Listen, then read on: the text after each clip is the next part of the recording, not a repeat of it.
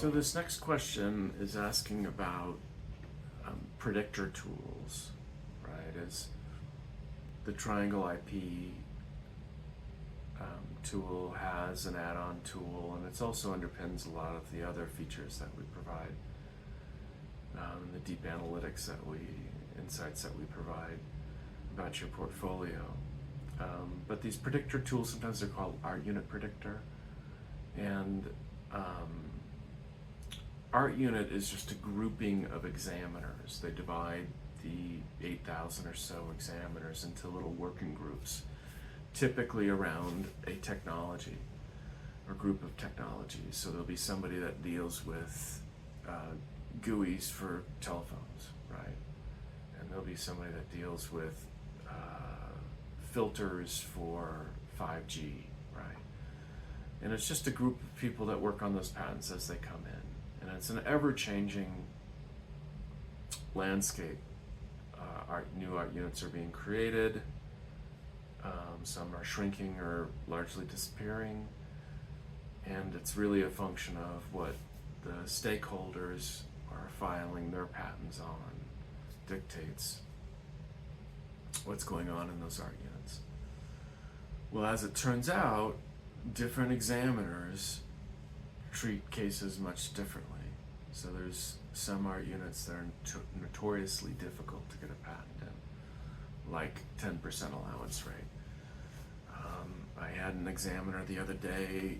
She had been at the office for 4 years now and hadn't even issued a patent. And looking at her rejection, I knew why. It's just nothing seemed impressive to her, unfortunately.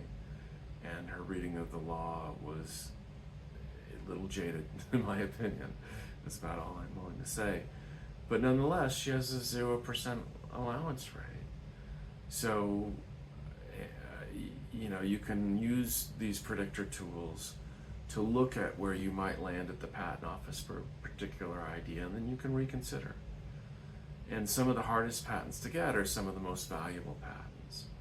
So business methods, anything to do with money transfer or healthcare or education, ends up in this business method area where it's notoriously difficult. Like instead of the normal 2/3 of all patents issue, it might be 40% or less in these art units. So once you're there, you're kind of done. The decision is the decision was made when you ended up there. So what these predictor tools will do is you can load into them the language of your claims or your patent, and it will give you some idea of where it might land, what technologies are associated with those art units, so you might focus on something else. So like back to AI. AI algorithms, really tough to get a patent on. AI is in its 3rd or 4th wave, so a lot of these things have been thought of before. But as you take a given vertical and apply AI to solve a problem that's unique to your industry, those are easier to get, right? Or how you might train it up and solve some of the data cleanup problems to have a good model. Those are things you can get a patent on today. And knowing the difference between that will allow you to perhaps craft your patent in a way that talks about your particular vertical rather than getting into some tweak of some AI algorithm that would apply generally to the industry. Those are going to be much more difficult to get. So it allows you in a way to get success by going to where there is empirically more success at the office. That's what these predictor tools do. So as we're predicting, when you put an idea in there, how difficult it's going to be to get a patent, we're using similar algorithms, guessing where it might land, averaging out a few of them, and coming up with what we think your budget will be, how likely you are to get a patent, that sort of thing. It underpins a lot of our prediction algorithms that sort of technology. But if you are a patent drafter or you're reviewing a patent, it's very helpful because often you have a new product and you have several ideas in that product. And the ideas can be described at the high level, which, GUI and GUI Art Unit, really, really tough. But behind every GUI, there's some data crunching and some machinations that happen that often you can get a patent on. But if you describe how it visually appears on the screen, almost impossible. So you just focus in on different ideas in the product or different perspectives or kind of deeper into the technology stack. And that allows you to get a patent where you might not have gotten one.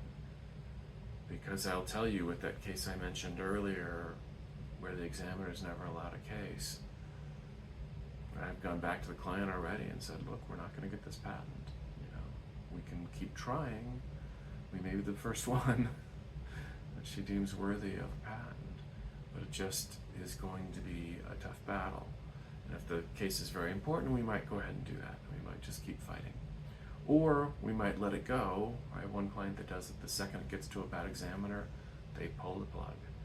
And it's a shame, but from their perspective, for the same cost, they can get 2 patents from a normal examiner or 0 from a bad examiner. And the bad examiner is very costly because you end up arguing and arguing and arguing just in circles and circles and circles forever. And you're paying for that. There's government fees and certainly lawyers' fees associated with that back and forth. So sometimes it's just easier to say, well, we got these other patents, let's spend money on those. So at any rate, I think if you're not doing some prediction and you're just trying your luck, I think you can end up spending a lot more money than you would if you actually had knowledge with regard to what was happening in a particular area. So that's why people use these predictor tools. And you're welcome to try out ours